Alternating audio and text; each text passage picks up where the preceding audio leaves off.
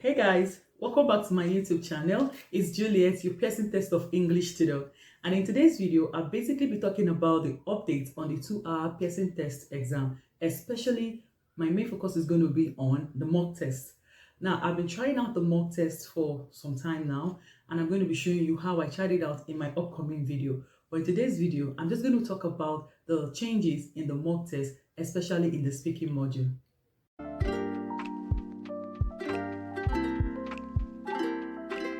So guys, recall 2 months ago, I did a video on updates on the Pearson Test of English exam. Updates such as the exam that used to be 3 hours will now be 2 hours. Updates such as some of the tasks that make up this exam will be cut down. For instance, a task like describe image, which is the third task in your speaking module that used to be 6 or 7, will be cut down to 3 or 4. Now, true to their words, they've been able to implement these changes even in the mock test. In fact, there's something I really want to talk about the mock test, which is very important. Now, prior to this time, the mock test used to be like a mock test A, B, C, and D. They had just 4 mock tests. But recently, Pearson has just updated all their mock tests to 5. They have the mock test A, they have the mock test B, C, D, and the new one is E.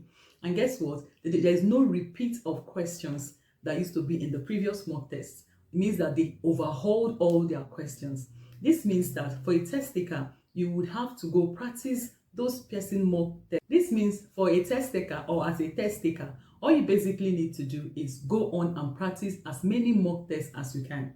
Even me as a tutor, I have to keep practicing mock test A, mock test B, down to mock test E, just to see if there is any similarity to what we had before.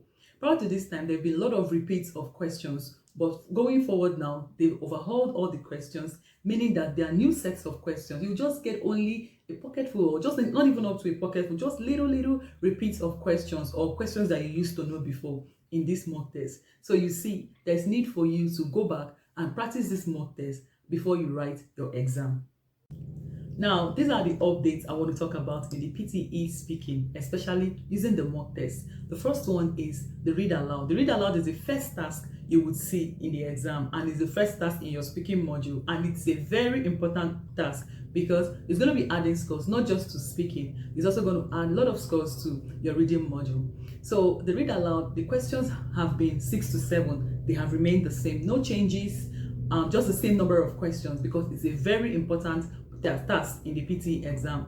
Now, the second one is the repeat sentence. People are saying all over the internet that it is looking a bit more difficult than it used to be. However, I think it's the same duration, maybe 3 seconds, 4 seconds, 5 seconds, nothing much. The whole idea is just listen and you get what was said and you repeat it just as you heard it. And we used to have 10 to 12 and they have remained the same, 10 to 12. No changes, just the same durations and all that. Then the third one, which is the describe image, which is just a task that asks us to your speaking module alone.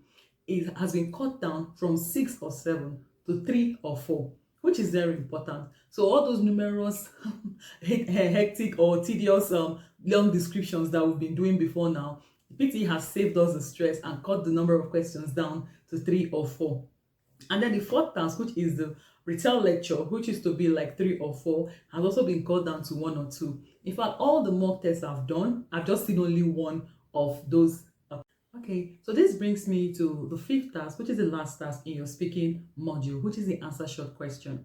Now, prior to this time, we used to have about 10 or 12 of this question on exam day, but guess what? It's been cut down to 5, which is really very good. That question, those questions that make up that task includes general questions like things like what does a lawyer wear? What does a lawyer wear in the court of law?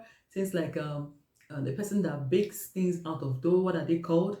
So it's really a good one, cutting it down from 10 down to 12. And this particular task, that is the answer short question, will contribute score not just to your speaking, it also adds little scores to your listening module. Remember, I'm a big fan of you not taking any task less lightly than the others. You make sure that you take every task seriously, because one score also can be the game changer. I mean, the first time I ever wrote PT, did you remember that story? I missed my points or my points band plus 79 with either 2 or 3 marks. I can't even remember again.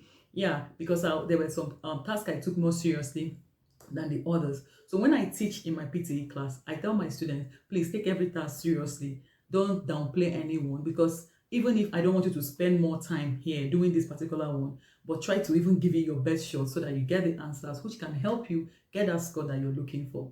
I mean, if you're looking for plus 65 and you get 64, it won't be accepted for your migration purpose or for your nursing registration. Of course it won't. So there's need for you to take every task seriously. Now, another major thing here that I noticed in the PTE speaking is that the time frame was cut down really. Prior to this time, we used to have both speaking and writing as part A of the exam. That is between 77 to 93 minutes, but it's been cut down now to 54 to 67 minutes. Yeah, I'm not going to be getting into the writing because I'm basically talking about the PTE speaking today. So you've seen that the reason why those number of questions were cut down is also playing a role in the number of minutes that you're going to do this task on exam day. So I will need you to take it seriously. So what is my take in this whole overhaul of the mock test questions? Is go and practice. There is no excess of practice. I can never tell you have practiced too much. No, because if you practice, like I tell my students, you will still see the impact of your practice on your results.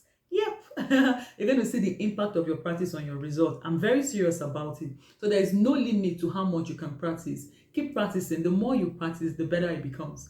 I mean, sometimes when I just meet a new student and we'll begin our speaking module, especially the writing, especially the read and writing, especially the read aloud, what basically happens is that student, when he starts reading or when she starts reading, there is just this way they read. They don't tend to always be at that point where PTE wants. So you see, but the more we practice, I find out that the student becomes better over time. So there is need for us to practice and practice and practice. Don't give up. If you can buy the mock test, I think I bought one the other day, 112 Australian dollars for mock test A, B, C, D. Yeah, I bought the one that had 4 parts, and I bought it 112 Australian dollars because I'm going to keep practicing. I'm not just going to be practicing because I want to write the exam. No, I'm practicing because I want to see if there's any level of difficulty that maybe the level of difficulty improved. Remember, Pearson said to us in their updates that the level of difficulty of this exam is not going to change. It's going to remain the same. So that's why I kept buying those ones that have more than 2 mock tests. So I'm going to see if level of difficulties change or is still the same. So these are the things I'll be talking about in this series of videos I'm going to be doing. One more thing I need to say, or a few more things I need to say, will include use the appropriate headsets. Because the first time I did the mock test, my headset wasn't working. I found out that I didn't use the appropriate headset. I had to go purchase a new headset. Now, I'm not using the Plantronic headset. I just got one headset from, I think, Big W, and that's what I'm using. So before you start up the mock test, make sure that your headset is working. How will you know it's working? If you go to the Pearson website, you see some free questions they put there. You can try your headsets using their, you can try your headset by looking at the read aloud.